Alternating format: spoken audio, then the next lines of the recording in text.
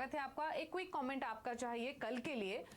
कल एक्सपायरी भी है, एक्सपायरी से पहले ऑलरेडी हम काफी प्रेशर 4 सेशंस में देख चुके हैं। कल के लिए रेंज क्या एक्सपेक्ट कर रहे हैं? क्या कोई टेक्निकल बाउंस बैक या शॉर्ट कवरिंग आ सकती है? अगर हाँ तो नीचे की तरफ और ऊपर की तरफ क्या जोन रह सकती है निफ्टी की? गुड इवनिंग दीपाली जी। जिस तरीके से मार्केट गिव अप कर रहा है, लगभग 4 दिनों से लगातार यहाँ पर बिकवाली हावी है एंड रोटेशन भी काफी हेल्दी नहीं है। इनफैक्ट अगर हम आज के सत्र का ही डेटा देखें तो लगभग अपने 5 and 20 day exponential moving averages के नीचे इसने क्लोजिंग रजिस्टर की है, जो यही संकेत दे रहा है कि जो एक डबल टॉप फॉर्मेशन था वो डबल टॉप फॉर्मेशन का कहीं जाकर एक कंफर्मेशन आया है। एंड जिस तरीके से फिलहाल सपोर्ट्स बन रहे हैं, मुझे लग रहा है एक ब्रॉडर रेंज अगर हम देखें तो लगभग जो एक की इंपॉर्टेंट सपोर्ट है वो लगभग 13,700 के आसपास का ही है। सो मेजर ट्रेंड में थोड़ा सा बदलाव जरूर हुआ है, एक करेक्टिव एक्शन जरूर है। मुझे लग रहा है वो करेक्टिव एक्शन अगले कुछ दिनों में 13,700 तक एक्सटेंड होनी चाहिए। अगर कल की बात करें ड्यू टू दी एक्सपायरी, मुझे लग रहा है वहां पर कहीं जाकर 14,000 के आसपास एक होप बन सकता है। जिस तरीके से 4 दिनों की बिकवाली के बाद ऑसिलेटर्स एक ओवरसोल्ड काइंड ऑफ जोन में चले गए हैं एंड जिस तरीके से बिल्टअप से लगभग एक छोटी सी बाउंस जरूर आ सकती है मार्केट में। अगर हम ओवरऑल विक्स को भी देखें तो लगभग अपने हायर एंड के आसपास आ चुका है। तो मुझे लग रहा है कहीं जाकर 4 दिनों की उछाल के बाद वहां पर भी एक कूल ऑफ नजर आना चाहिए। एंड जिस तरीके से फिलहाल मार्केट्स प्लेस्ड है, कल के सत्र के लिए काफी इंपॉर्टेंट लेवल होगा अराउंड 13,980 का। एंड जिस तरीके से रेंज हम देख रहे हैं, मुझे लग रहा है कहीं जाकर 14,000 से 14,050 के आसपास एक्सपायरी शेप अप होनी चाहिए। अगर 13,980 के नीचे क्लोजिंग आ जाती है तो मुझे लग रहा है इंटरमीडिएट जो ट्रेंड है वो भी कहीं जाकर बदल जाएगी एंड थोड़ी सी और बिकवाली हावी होगी अगले कुछ दिनों के लिए। बट नेट नेट मुझे लग रहा है कल का सत्र थोड़ा सा पॉज हो सकता है। 14,000 के आसपास थोड़ा मीनिंगफुल डेवलपमेंट है, सो एक बाउंस बैक की गुंजाइश होगी कल के सत्र के लिए। की इंपॉर्टेंट लेवल होंगे 14,100 ऑन द लोअर साइड 13,980।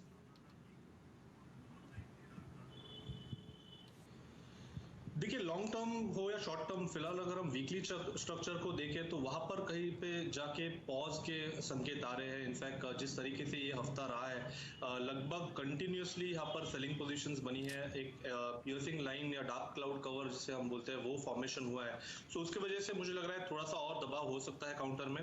नीचे के जो इंपॉर्टेंट लेवल है मुझे लग रहा है अराउंड 230-240 के आसपास के ही है। सो वहां पर आता है तो डेफिनेटली वहां पर लंबे नजरिए से इन्वेस्ट करने की ही सलाह होगी, क्योंकि जिस इंटेंसिटी से 180 के आसपास एक ब्रेकआउट हुआ था वो पर्टिकुलर मूव मुझे लग रहा है कहीं जाकर थोड़े महीनों तक वो बरकरार रह सकती है। But on a short term basis मुझे लग रहा है कहीं जाकर एग्जॉशन है, एक एक्सट्रीम पॉइंट से करेक्टिव आ रहा है। सो करेक्टिव 242 के आसपास एक्सटेंड होना चाहिए। सो इमीडिएट बेसिस पे तो मेरी सलाह होगी एग्जिट करने के लिए।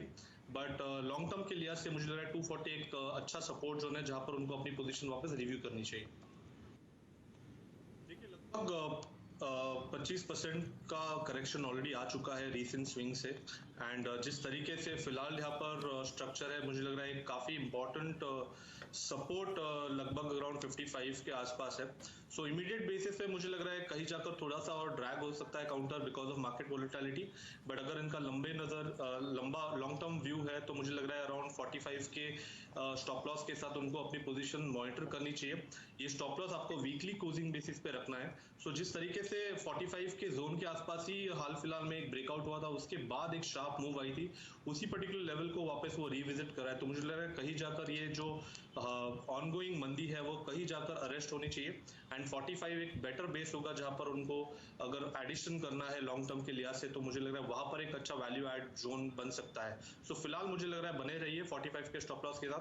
थोड़ा सा अगर वॉलेटिलिटी की वजह से और ड्रैग होता है काउंटर तो डरिए मत, 45 के वीकली बेसिस के स्टॉप लॉस के साथ अपनी एग्जिस्टिंग लॉन्ग पोजीशंस को होल्ड कीजिए। ये 1438 पर ट्रेड हो रहा है, क्या सजेशन रहेगा आपका इस स्टॉक पर सजदानंद? देखिए रिलेटिवली एक अच्छा परफॉर्मर रहा है पिछले कुछ दिनों में एंड जिस तरीके से यहाँ पर वीकली चार्ट्स पे कंसोलिडेशन है, मुझे लग रहा है वो काफी हेल्दी साइन है ऐसे मार्केट कंडीशन में। सो फिलहाल तो मुझे लग रहा है उनको होल्ड करनी चाहिए अपनी एग्जिस्टिंग पोजीशन। इनफैक्ट एक अच्छे लेवल के आसपास ये कंसोलिडेशन जोन में, तो मुझे लग रहा है वहां पर अगर उनको थोड़ी सी एवरेजिंग करनी है तो भी कर सकते हैं। स्टॉप लॉस उनको लगाना चाहिए अराउंड 1340 का। एंड जिस तरीके से ओवरऑल कंसोलिडेटिव पैटर्न है, मुझे लग रहा है एक बार तो स्विंग होना चाहिए अराउंड 1600-1660 के आसपास। जहां पर उनको वापस अपनी पोजीशन रिव्यू करनी चाहिए। सो फिलहाल तो मेरे ओर से यहाँ पर ऐड एंड अक्यूमुलेट ही होगा 1340 के स्टॉप लॉस के साथ 1660 के टारगेट के लिए। शेयर्स में देखिए बीपीसीएल में मेजर वीकनेस तभी आ सकती है जब स्टॉक 365 के नीचे क्लोजिंग दे। तो मुझे लग रहा है यहाँ पर तो जिस तरीके से एक ट्रायंगुलर फॉर्मेशन है उसका बेस लगभग अराउंड 370 365 जोन के आसपास ही है। तो मेरी सलाह यहाँ पर होल्ड की होगी। इनफैक्ट मुझे लग रहा है अगर कमिंग मंथ में या फिर इवेंट के वजह से अगर 385 या 390 के ऊपर स्विंग्स बन जाते हैं सो प्रोबेबिलिटी काफी बड़ी हो जाएगी एक ब्रेकआउट एस्टैब्लिश होने की। सो फिलहाल तो मुझे लग रहा है बीपीसीएल में उनको पोजीशन अपनी होल्ड करनी चाहिए। 365 एक अच्छा जोन है जहां पर उनको अपना स्टॉप लॉस लगा देना चाहिए एंड पोजीशन को रिव्यू करनी चाहिए अराउंड 385 390 ये अगर ब्रेकआउट हो जाता है तब। और हिमाद्री दूसरा स्टॉक कौन सा बताया आपने?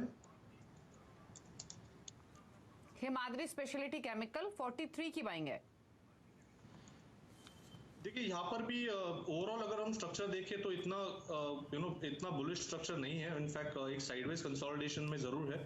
एक स्विंग बना था लगभग अराउंड 40 लेवल्स के आसपास जनवरी के बिगिनिंग में। तो मुझे लग रहा है वहीं पर कहीं जाके उनको अपना स्टॉप लॉस लगाना चाहिए। जिस तरीके से पिछले 3 हफ्तों का कंसोलिडेशन है यहाँ पर important level on the higher side होगा अराउंड 47 का। अगर वो निकल जाता है तो एक प्रोबेबिलिटी बन सकती है कि 54 55 के आसपास के स्विंग्स बनने की।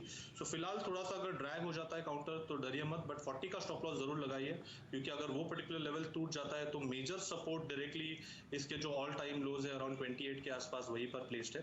सो फिलहाल तो होल्ड करने की सलाह होगी 40 के स्टॉप लॉस के साथ। पॉसिबल है कि इनके भाव के आसपास पहुंचे या फिर उसके ऊपर भी जाए? दीपाली जी अगर इसका स्ट्रक्चर देखें तो स्ट्रक्चर काफी कंसोलिडेटिव रहा है। इनफैक्ट 5 महीने का डेटा अगर देखें तो वहां पर एक क्लियरली वेल डिफाइंड रेंज है 1100 से लेके 1300 के आसपास की। जब तक ये रेंज के बाहर नहीं आता है तब तक एक बड़ा मोमेंटम स्टॉक में नहीं आएगा। एंड जिस तरीके से फिलहाल इसके ऑसिलेटर प्लेस्ड है मुझे लग रहा है थोड़ी सी अगर ड्रैग हो भी जाता है तो मुझे लग रहा है वहां पर डरना नहीं चाहिए। यहाँ पर मुझे लग रहा है बैंड के निचले स्तर पे है तो एक अच्छी अपॉर्चुनिटी वापस बन रही है। यहाँ पर तो सलाह होगी अक्यूमुलेट करने के लिए काउंटर अगर एवरेज कर सकते हैं तो कीजिए। स्टॉप लॉस आपको लगाना चाहिए 1020 का एंड जो प्रोबेबल टारगेट है वो 1300 के आसपास का ही है जो ये इस रेंज का अपर बाउंड है। सो मुझे लग रहा है यहाँ पर तो उनको घबराना नहीं चाहिए। अगर थोड़ा सा ड्रैग हो जाता है तो ऐड कीजिए काउंटर को 1020 के स्टॉप लॉस के साथ मॉनिटर कीजिए एंड 1300 लेवल जैसे ही आ जाता है अगले कुछ महीनों में तो वहां पर अपनी पोजीशन रिव्यू कीजिए। स्ट्रक्चर काफी इंटरेस्टिंग है एंड जिस तरीके से ओवरऑल ये पूरा इंडस्ट्री चल रही है जिस तरीके से इसके पेयर्स चल रहे हैं मुझे लग रहा है यहाँ पर डेफिनेटली उनको अपनी पोजीशन होल्ड करनी चाहिए। स्टॉप लॉस उनको लगाना चाहिए अराउंड 115 के आसपास का एंड पोजीशन को रिव्यू करना चाहिए 140 के ऊपर।